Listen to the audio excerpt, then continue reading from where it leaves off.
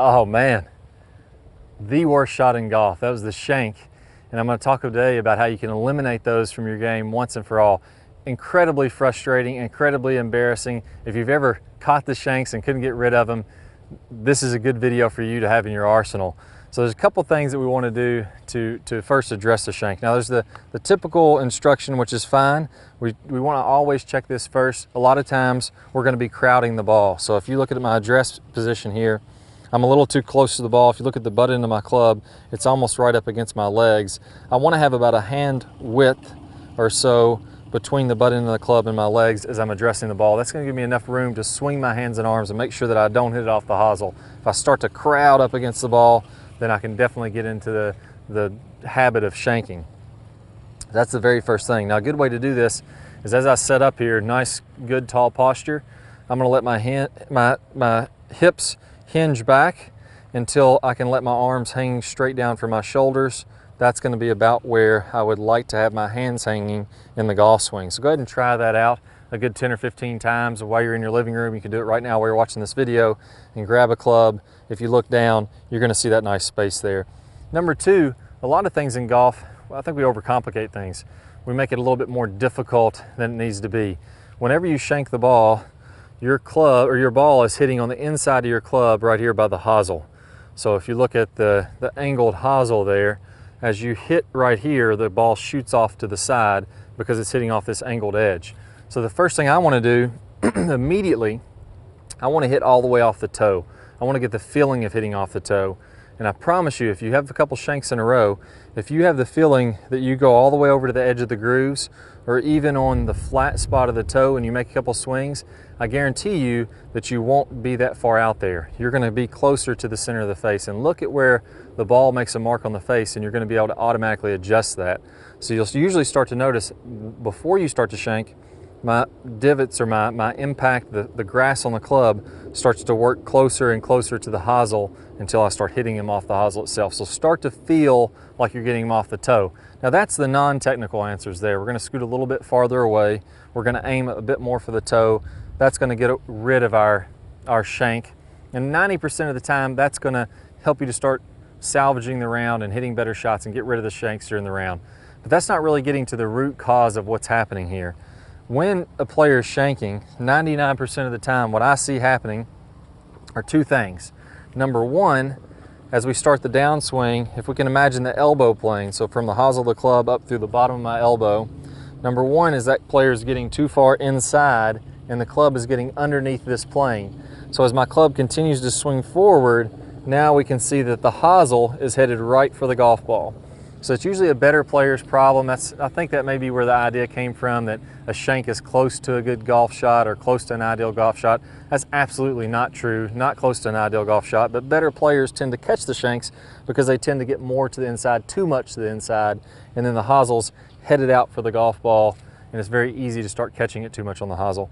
Now in combination with this, the real culprit here is as I'm coming into my downswing, not only do I get a little bit inside, but now my hips start to move up. So I'm standing up and my hips are moving closer to the ball, and all of a sudden I lose room to swing my hands through, and now my hands start working out away from my body and the hosel is headed straight for the golf club.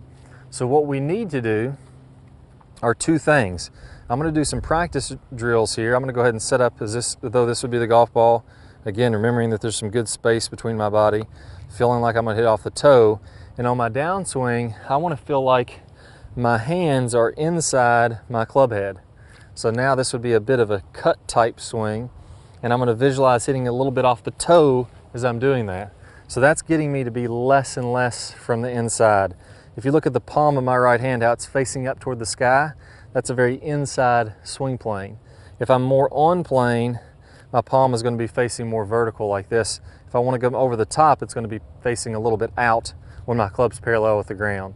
So here's my inside swing plane, palm up. Here's my on plane swing plane, palm out. So I'm going to feel like my palm is a little bit more down to the ground like this, and that's going to help me to rotate that face and come in more on top without getting stuck to the inside. That's the first part of it. Do about 50 swings, pausing as you're about halfway down, palms more down to the ground. I'm going to be covering that golf ball a lot better instead of dropping it to the inside. Second half, after we've done about 50 golf swings or so till you feel comfortable, you can do more than that if you need to. Now we're gonna work on our hips.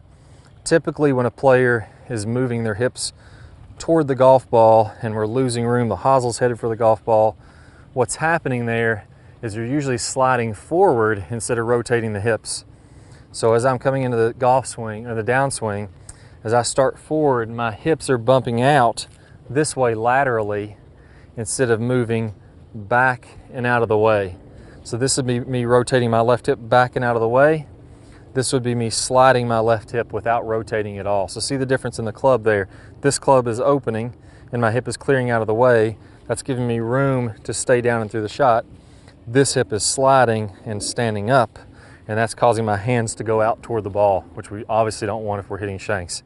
So this second drill here, what I want you to do, we're actually gonna start out taller. So we're gonna feel like our body's nice and tall, our hips are nice and tall as we're at address.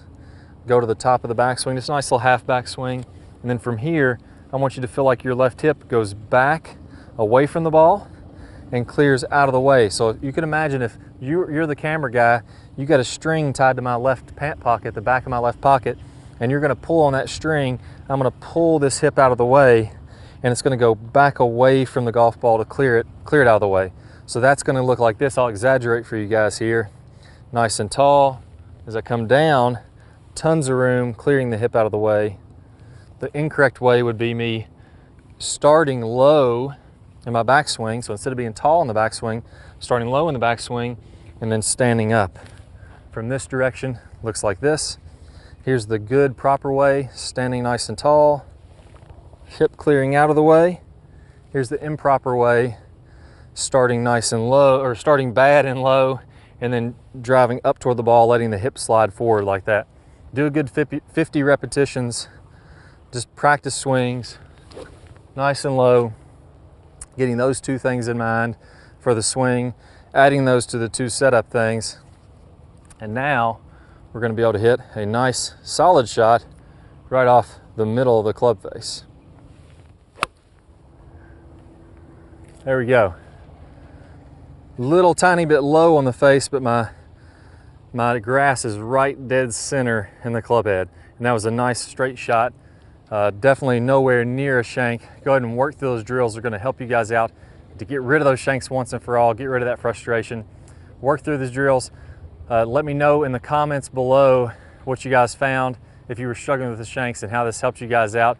I really look forward to hearing from you. Good luck, and I'll see you guys soon. All right, guys, so I hope y'all really enjoyed this video. If you did, I got a great bonus for you. How would you like to have massive amounts of lag in your downswing, really release that and get tons of club head speed? Well, I've got a video, a preview video that's gonna pop up here in a second that's gonna go over the #1 lag mistake I see. So if you wanna swing like Adam Scott, Tiger Woods, Rory McIlroy, this video is really gonna help you out, and it all starts in the takeaway. So when this video pops up in a second, go ahead and click the link that pops up in your screen or down below in the description, and you'll be able to watch that entire video, get instant access to it.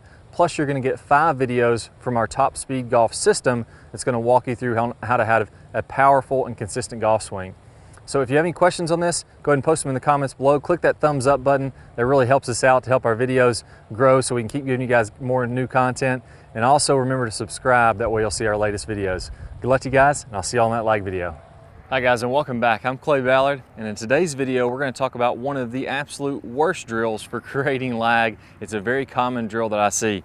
And in this drill, what we're going to do is we're going to set the wrist very early to create an angle of lag, and then we're going to try to hold this throughout the swing. It's one of the worst things that you can do to build lag. I'm going to talk about the science behind why this is the case, and I'm also going to give you a great drill to help you improve your lag, all in this video. Let's go ahead and get started. If I do it this way versus holding that position, exact same thing happens when we're building lag in the golf swing. So what we want to do is throughout the swing, I want to have a very low and wide takeaway. So I'm not going to set my wrist early at all. If you look at a lot of the top players, you look at Adam Scott, very wide takeaway, not very much wrist set at all. You look at Rory McIlroy, you look at Tiger Woods. All these players are using a wide takeaway and not getting very much wrist set, so that later in the swing, as we start down, we can increase this wrist set, and we're really only going to max out this angle of lag for a split second in the downswing. Okay, so a 3-step drill here. Now, as we get started with this, I want to remind you that the fulcrum in this golf club for getting a massive amount of lag is right at the end of the golf club. This is where I want my hinge point to be. I want to use the full length of this club to build lag and then release lag.